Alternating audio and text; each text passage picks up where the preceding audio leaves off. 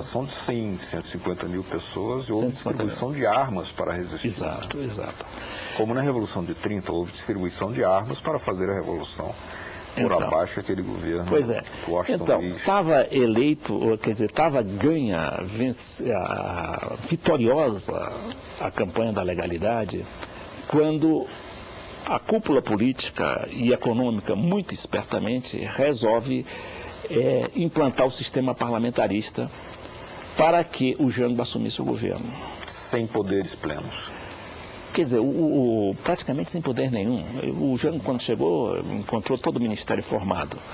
Mas aí havia uma diferença de temperamento entre o Jânio Quadros, entre o João Goulart, que era o presidente da República, e o Brizola, né? O Brizola era o cara do confronto e o João Goulart era um homem da conciliação.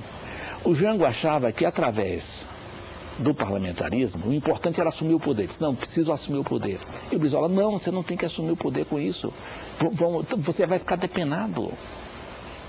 A situação, os seus ministros são todos designados pelo Congresso, e é um Congresso que, como se verificou depois, era um Congresso praticamente dominado pelas grandes forças econômicas. E foi conivente com o golpe de 64. Então, inclusive carimbou o golpe, né? O declarava a vacância do João Goulart. Do poder, quando o presidente ainda estava no Brasil.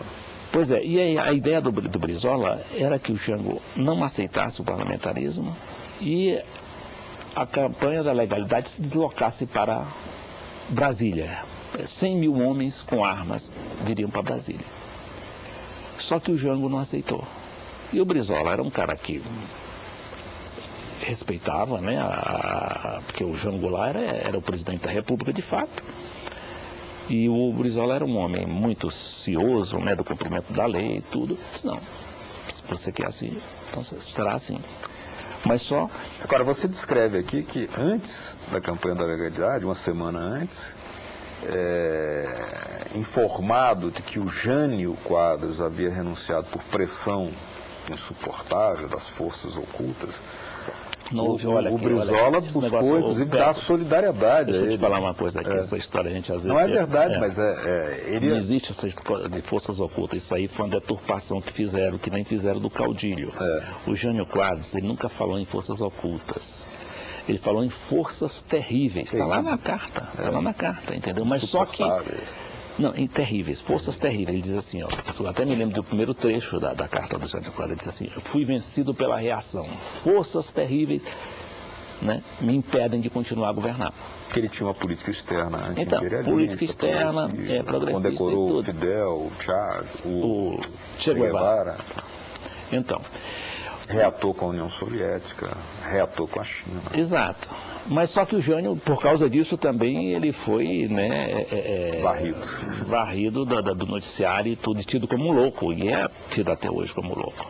Se bem que ele teve depois uma evolução muito complicada, se tornou um cara assim muito direitoso, né, muito de direita, direitona mesmo. Mas o Brizola tinha oferecido solidariedade a ele contra as pressões terríveis. Claro, claro. Para defender a legalidade. Exato. Só que o Brizola achava que o Jânio não tinha renunciado. O problema do Jânio era temperamental, né? Ele achava que com aquele ato de renúncia ele provocaria uma grande reação popular que o colocaria no poder novamente. Tudo aqui está contado no livro, né? Tudo contado. Tudo contado. Agora vamos para outra parte. Essa parte é muito grande. Agora, quando volta o país...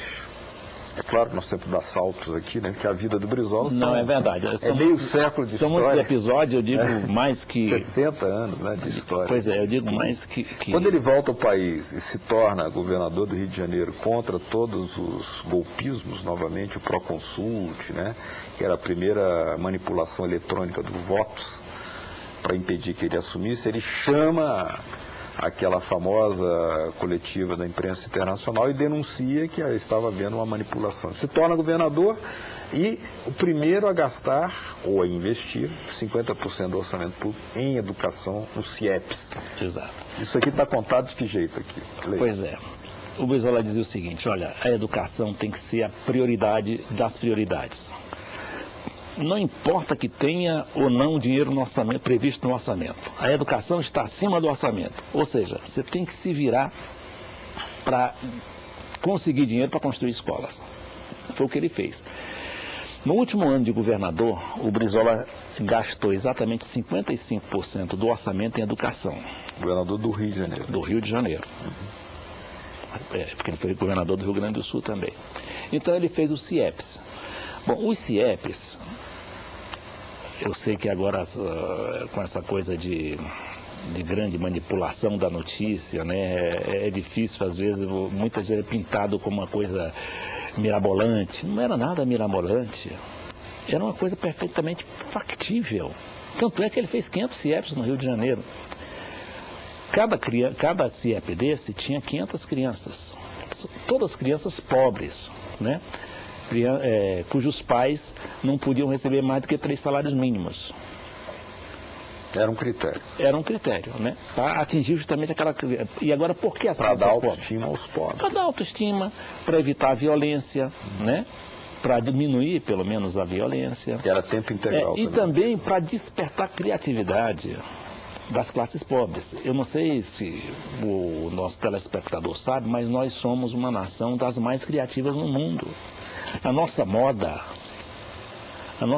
hoje, ela bate a italiana. A nossa tecnologia, nessa área do petróleo, por exemplo, da Petrobras, Claro. é uma tecnologia que ganhou de tudo, o pró-álcool, né? O Bina, o Bina. No Brasil. Então, nós temos uma criatividade grande. Agora, por que essa criatividade, ela não é aproveitada comercialmente, industrialmente?